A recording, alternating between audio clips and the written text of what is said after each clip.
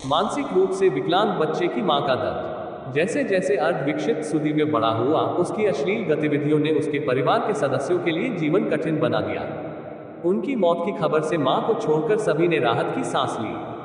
आटा खत्म हो गया था, लेकिन सुदीव्य को भूख नहीं थी। वह थाली पर हाथ रखकर टुकड़ों को देख रहा था। उसने 16 रोटियां खाई थी। मां होकर भी मैं उसकी रोटी गिन रही थी। फिर आटा गूंथने और सुदीव्य को खिलाने के बाद जब मैं उठा तो रात के 10:30 बज रहे थे। सुदीव्य थाली में हाथ धोकर जमीन पर औंधे मुंह लेटकर सो रहा था। किसी तरह उन्होंने उसे खींचकर बिस्तर पर लिटा दिया। उसकी मदद की। इसके बाद मैं भी लेट गया। सुदीव्य मेरा 20 साल का मानसिक रूप से विकसित बेटा था। करीब 5 साल तक वह एक सामान्य बच्चे की तरह जिए। फिर उनका शरीर बढ़ता गया, लेकिन उनकी मानसिक क्षमता वैसी ही बनी रही। वह अपनी बात हंसकर या गुस्सा करके समझा सकता था। वह शारीरिक रूप से मजबूत था। उनके भाई सुमीर, जो उनसे 4 साल बड़े थे, वे असामान्यता के ऐसे कोई लक्षण नहीं थे। वह कुशाग्र बुद्धि वाला एक चतुर युवक था और उसने बहुत कम उम्र में प्रतियोगी परीक्षाओं के माध्यम से एक बैंक में नौकरी पाली थी। मेरे पति, 2 बेटों और मैं के इस छोटे से परिवार में कोई मानसिक शांति और सुकून नहीं था। सुदीव्य की भूख अस्वाभाविक थी। हर 2 घंटे में वह भोजन के लिए एक बच्चे की तरह परेशान होता था। जैसे जैसे उम्र बढ़ती गई, उसका पागलपन भी बढ़ता गया। पागलपन की हालत में वह चीखेगा, चिल्लाएगा, अपने कपड़े फाड़ देगा और यहाँ तक कि अपने बंदी पर हिंसक हमला भी करेगा। उसके पिता और भाई उसे पकड़ लेते, नींद का इंजेक्शन दे देते और कमरे में बंद कर देते। 1-2 साल बाद इसमें एक और दिक्कत आ गई। वह लड़कियों और महिलाओं के प्रति तीव्र आकर्षण महसूस करने लगा और अश्लील हरकतें करने लगा। कभी कभी वह अपनी नौकरानी को परेशान करता है।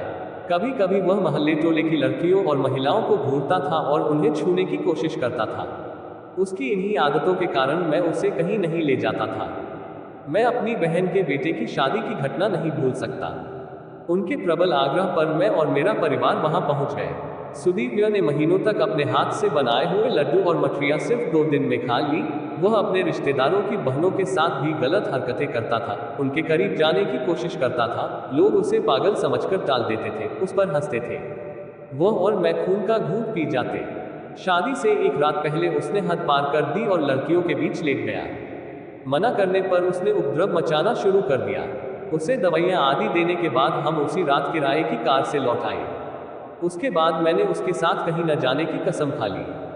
मानसिक शांति न होने के कारण सुमीर भी घर पर कम रहता था। उनके पिता भी पूरे दिन बाहर बैठकर अखबार पढ़ते थे और केवल खाना खाने और सोने के लिए अंदर आते थे। सुदीव्य की सारी जिम्मेदारी मुझ पर थी। वह मुझे धक्का भी देता, खरोंचता भी, लेकिन प्यार से समझाने के बाद ही मेरी बात सुनता।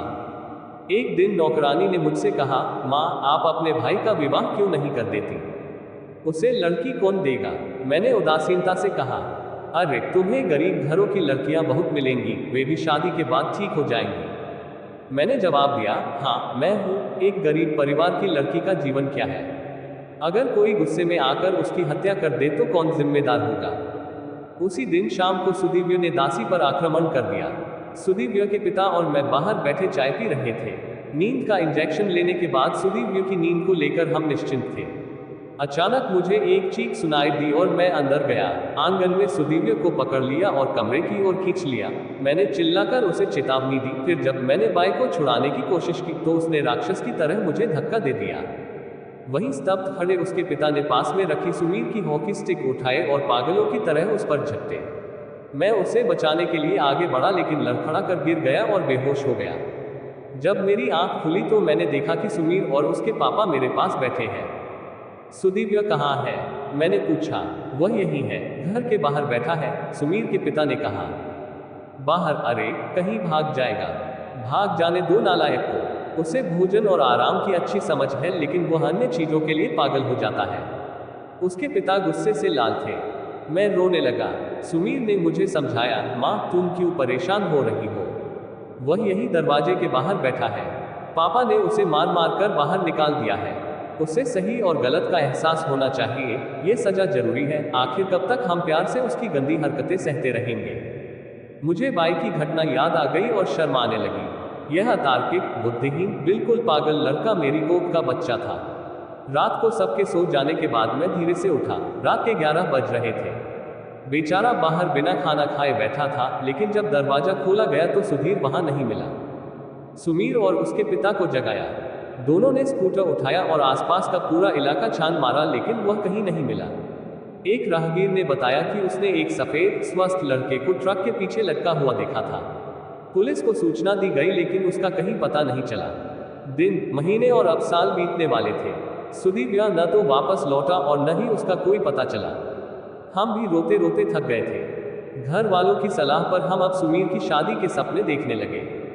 घर में गूंजेगी पायल और चूड़ियों की आवाज, मुझे जीने का बहाना मिल गया है। जिंदगी में एक ले स्थापित हो गई, लेकिन फिर एक दिन पुलिस हमारे दरवाजे पर आ गई। बताया कि सुधीर का पता चला तो उसने पूरा साल एक नशेड़ी और गंजेड़ी साधु की संगत में बिताया। निश्चित तौर पर उन्होंने ड्रग्स लेना भी शुरू कर दिया था। हम तीनों हैरान परेशान होकर पुलिस जीप में बैठ गए। पुलिस हमें शहर से करीब 50-55 किलोमीटर दूर एक छोटे से गांव में ले गई। केवल हम ही जानते हैं कि हमने आगे जो दृश्य देखा उसे हमने कैसे सहन किया। उसका क्षत विक्षत शरीर कुछ देर तक वहीं पड़ा रहा। उसे एक तेज रफ्तार ट्रक ने टक्कर मार दी थी और उसके नशे में धुत साथी को अंदाजा नहीं था कि उसके साथ क्या हुआ होगा। कई दिन बाद ग्रामीणों की खबर पर पुलिस आई। सुधीर की फोटो और पहचान उससे मिलाने के बाद हमें जानकारी हुई। हमने सुधीर का शव जीप में रखा और लौट आए। उसका सिर उसके पिता की गोद में पड़ा हुआ था। वह पश्चाताप की अग्नि में रो रहा था। उसी ने उसे घर से निकाल दिया था। मुझे याद आ रहा था कि उनके जन्म पर कितना जश्न मनाया गया था। वह गोल मटोल और प्यारा भी था।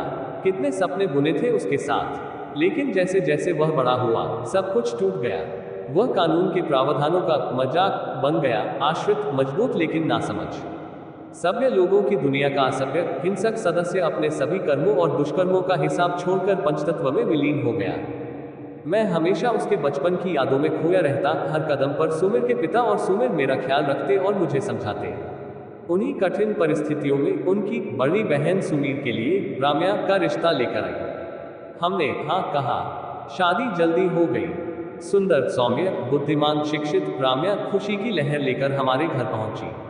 उन्होंने हम तीन टूटे हुए लोगों को बहुत अच्छे से संभाला। अब हमें पता चल गया था कि आराम से बैठकर रोटी खाने में कितना मजा आता है। सुमिर के पिता और मैं बैठकर बातें करते, टीवी देखते, चाय पीते और शाम को अपना बैग लेकर बाजार लौट आते।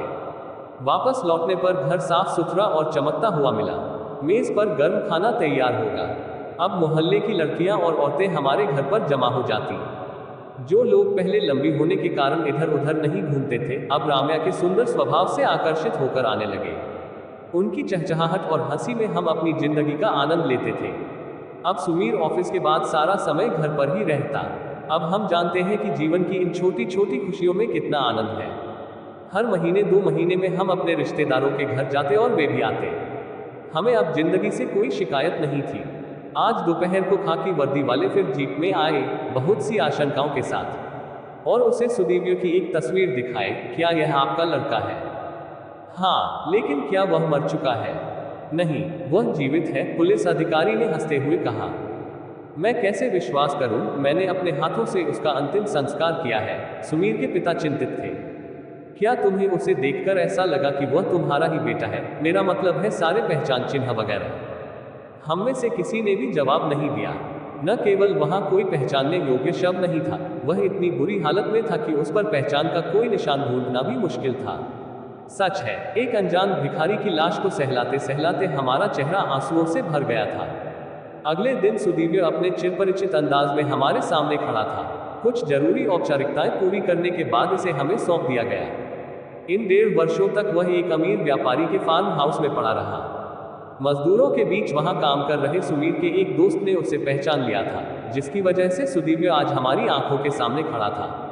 वह सभी कमरों में घूमता रहा। वह मेरे पास आया, अपने पिता के पास गया, फिर राम्या के पास रुका, उसके चारों ओर चक्कर लगाते हुए हंसने लगा। उसकी तेज हंसी से घबराकर रम्या अपने कमरे की ओर भागी। वह भी उसके पीछे भागा। सुमीर ने उसे पकड़ लिया और अपने कमरे में ले गया। काफी देर बाद मैं किचन में गई और उसके लिए ढेर सारा खाना बनाया। शाम होते होते सुधीर के आने की खबर इलाके में जंगल की आग की तरह फैल गई। नौकरानी ने कहला भेजा कि वह नहीं आएगा। राम्या की सहेलियां बाहर से ही वापस लौट गईं। रात होने से पहले सुमीर और राम्या को अपना सामान पैक करते देख मैं दंग रह गया। मम्मी, अब राम्या के लिए यहाँ रहना मुश्किल हो जाएगा। सुमीर ने कहा, या तो सुदिव्य को मानसिक अस्पताल में भर्ती कराऊं या उसकी कहीं शादी करा दो। वह सही था। मैं और उसके पिता नम आंखों से उसे जाते हुए देख रहे थे। हम हताश और निराश थे। अंदर कमरे से खापी में सो रहे सुदिव्य के खर्राटों की आवाज आ रही थी। घर में सन्नाटा छा गया। बहती हवा की आवाज भी कानों में शोर पैदा कर रही थी। हमने उसे जन्म दिया है, हम उसे यूं ही सड़क पर नहीं फेंकेंगे, हमें उसकी जिम्मेदारी उठानी होगी। लेकिन कल तक हम कितने खुश थे, आज सब हमें छोड़कर चले गए। सुमीर के पिता धीरे धीरे कह रहे थे, जैसे खुद से ही बात कर रहे हो। सारे दुख, क्रोध, असंतोष, दुख और शायद थोड़े से स्वार्थ से प्रेरित होकर हृदय से यह एक वाक्य निकला, काश वह अजन्मी जिसका अंतिम संस्कार हमने किया था, दीर्घायु होता। सुमीर के पिता मेरी ओर देखने लगे। क्या यह एक माँ का अपने बेटे के लिए कहा गया था?